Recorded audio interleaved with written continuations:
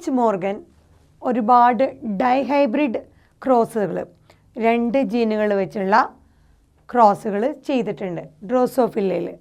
So ഡ്രോസോഫില്ല അഥവാ നമ്മുടെ fruit ഫ്ലൈയിൽ ടി.എച്ച്. Morgan ഒരുപാട് ഡൈഹൈബ്രിഡ് ക്രോസ് എക്സ്പെരിമെൻറ്റുകൾ നടത്തി. അതിൽ നടത്തിയപ്പോൾ അദ്ദേഹത്തിന് കാണാൻ പറ്റി ജീൻസ് വെർ സെക്സ് ലിങ്ക്ഡ്. അയാൾ നടത്തിയ സ്റ്റഡിയിൽ ആ ജീൻസുകളൊക്കെ സെക്സ് ലിങ്ക്ഡ് ആയിരുന്നു. എന്ന് പറഞ്ഞാൽ genes present on the X chromosome. ഈ ജീനുകളൊക്കെ സ്റ്റഡി ചെയ്ത ജീനുകളൊക്കെ എക്സ് ക്രോമസോമിലായതുകൊണ്ടാണ് അതിനെ ജീൻസ് സെക്സ് ലിങ്ക്ഡ് എന്നാണ്. എക്സ് ക്രോമസോമിലായതുകൊണ്ട് അതിനെ സെക്സ് ലിങ്ക്ഡ് എന്ന് പറയുന്നു ജീനുകളൊക്കെ. സോ ടി.എച്ച്. മോർഗൻ നടത്തിയ ആ ഡൈഹൈബ്രിഡ് ക്രോസുകളിലുള്ള ആ സ്റ്റഡിയിലൊക്കെ ജീൻസ് സെക്സ് ലിങ്ക്ഡ് ആയിരുന്നു. അതായത് ഈ പറഞ്ഞ ജീനുകളൊക്കെ എക്സ് ക്രോമസോമിലായിരുന്നു ലൊക്കേറ്റ് ചെയ്തിട്ടുണ്ടായിരുന്നത്. അങ്ങനെ അദ്ദേഹത്തിന് കാണാൻ പറ്റി 2 ജീന് അതിൽ നടത്തിയ പെർട്ടിക്കുലർ ഓരോ എക്സ്പെരിമെൻറ്റിലും 2 genes did not segregate independently as in the case of characters studied by Mendel. Mendel study ചെയ്ത ക്യാരക്ടേഴ്സൊക്കെ എന്തായിരുന്നു, ഇൻഡിപെൻഡൻ്റ് ആയിട്ടായിരുന്നു ആ ജീനുകളൊക്കെ സെഗ്രിഗേറ്റ് ചെയ്തത്. എന്നാൽ ടി.എച്ച്. മോർഗൻ സ്റ്റഡി ചെയ്തപ്പോൾ, ഈ ഡൈഹൈബ്രിഡ് എക്സ്പെരിമെൻറ്റ് ചെയ്തപ്പോൾ ഈ പറഞ്ഞ ചില ജീനുകൾ 2 ജീനുകൾ ഇൻഡിപെൻഡൻ്റ് ആയിട്ട് അസോർട്ട് ചെയ്യുന്നില്ല എന്ന് കണ്ടു.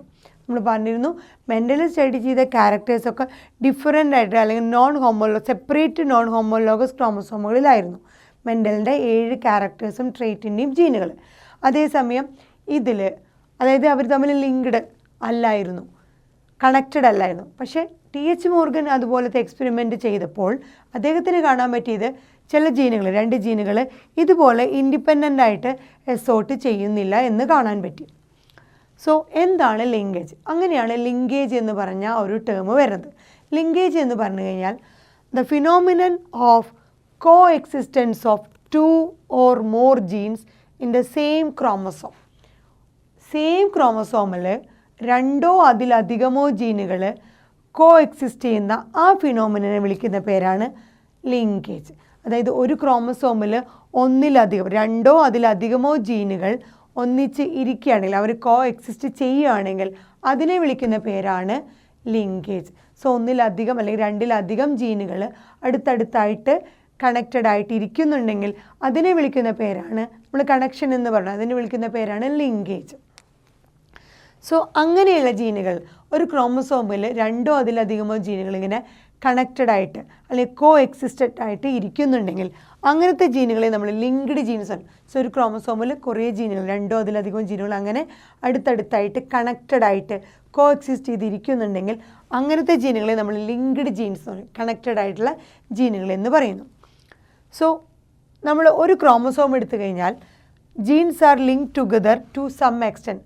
ഒരു പരിധി വരെ ഒരു ക്രോമസോമിൽ ജീനുകൾ ഇങ്ങനെ എന്താണ് ലിങ്ക്ഡ് ആയിട്ടാണ് ഇരിക്കണേ. നമ്മൾ പറഞ്ഞിരുന്നു ഒരു ക്രോമസോമിൽ ഒരുപാട് ജീനുകളുണ്ടാവും. ആ ജീനുകളൊക്കെ പല പല ട്രീറ്റുകളെ അല്ലെങ്കിൽ പല പല ക്യാരക്ടറിനെ റെപ്രസെൻ്റ് ചെയ്തായിരിക്കും. ഈ ജീനുകളൊക്കെ ലീനിയർ ഓർഡറിലാണ് ഇരിക്കണേന്ന് നമ്മൾ പറഞ്ഞു. സോ ഒരു പരിധി വരെ ക്രോമസോമുകളിൽ ജീനുകൾ തമ്മിൽ ലിങ്ക്ഡ് ആണ് അല്ലെങ്കിൽ ലിങ്ക് ടുഗദർ ആണ്, കോ എക്സിസ്റ്റ് ചെയ്യുന്നുണ്ട് ജീനുകളെല്ലാം. സോ ലിങ്ക്ഡ് ജീൻസ് ആണെങ്കിൽ ഈ പറഞ്ഞ ക്രോമസോമുകളിൽ ജീനുകൾ ലിങ്ക്ഡ് ആണെങ്കിൽ they do not show independent assortment. അവർ കോ എക്സിസ്റ്റ് ചെയ്യുന്ന ജീനുകളാണെങ്കിൽ അവർക്ക് ഇൻഡിപെൻഡൻ്റ് ആയിട്ട് അസോർട്ട് ചെയ്യാനോ സെഗ്രിഗേറ്റ് ചെയ്യാനോ പറ്റില്ല. അതാണ് പറഞ്ഞത്. സോ ലിങ്ക്ഡ് ജീനുകൾക്ക് ഇൻഡിപെൻഡൻ്റ് ആയിട്ട് അസോർട്ട് ചെയ്യാൻ പറ്റില്ല എന്നാണ് അർത്ഥം. So the group of genes present on the haploid compliment of chromosome. ഒരു ക്രോമസോമിൽ ഹാപ്ലോയിഡ് കോംപ്ലിമെൻ്റ് ആയിട്ട് പറയുന്ന ആ ജീനുകളെ അവരെയാണ് നമ്മൾ ലിങ്ക്ഡ് ഗ്രൂപ്പ് എന്ന് പറയുന്നത്. സോ ഗ്രൂപ്പ് ഓഫ് ജീൻസ്, ആ ജീനുകളുടെ ഗ്രൂപ്പ് എവിടെ present on haploid compliment of ഒരു ക്രോമസോമിലെ ഹാപ്ലോയിഡ് കണ്ടീഷനിലുള്ള ആ ഗ്രൂപ്പ് ഓഫ് ജീനുകളെയാണ് നമ്മൾ ലിങ്ക്ഡ് ഗ്രൂപ്പ് എന്ന്. എത്ര ഹാപ്ലോയിഡ് ക്രോമസോമിൽ എത്ര ഹാപ്ലോയിഡ് കണ്ടൻറ്റ് ജീനുകളുണ്ടോ അവരെയാണ് നമ്മൾ ലിങ്ക്ഡ് ഗ്രൂപ്പ് എന്ന് പറയാം. ഒരു എക്സാമ്പിൾ പറയുകയാണെങ്കിൽ മാനിൽ നമുക്കറിയാം 46 നമ്പർ ഓഫ് ക്രോമസോം ഉണ്ട്. അതിൻ്റെ ഹാപ്ലോയിഡ് കണ്ടീഷൻ 23 പെയർ ഓഫ് ക്രോമസോമാണ്. സോ മാനിൽ 23 പെയർ ഓഫ് ക്രോമസോം എന്നാണെങ്കിൽ അവരിൽ അർത്ഥം 23 ലിങ്ക്ഡ് ഗ്രൂപ്പ് ഉണ്ട്. 46 നമ്പർ ഓഫ് ക്രോമസോമിൽ ഹാപ്ലോയിഡ് കണ്ടൻ്റായ 23 പെയർ ഓഫ് ക്രോമസോം തന്നെയാണ് നമ്മൾ 23 ലിങ്ക്ഡ് ഗ്രൂപ്പ് ഉണ്ടെന്ന് പറയും. അതുപോലെ ഡ്രോസോഫില്ലയിൽ നമ്മൾ പറഞ്ഞതാണ് 4 പെയർ ഓഫ് ക്രോമസോമാണ് ഉള്ളത്. അത് 8 number of chromosome.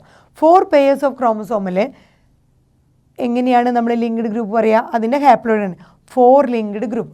So 8 chromosome നമ്പറിൽ 4 ലിങ്ക്ഡ് ഗ്രൂപ്പ് എന്ന് പറയും. ഹ്യൂമൻ ബീങ്സ് മനുഷ്യരിലാണെങ്കിൽ 23 ലിങ്ക്ഡ് ഗ്രൂപ്പ്സ്. ഇങ്ങനെയാണ് ലിങ്ക്ഡ് ഗ്രൂപ്പ്സ്.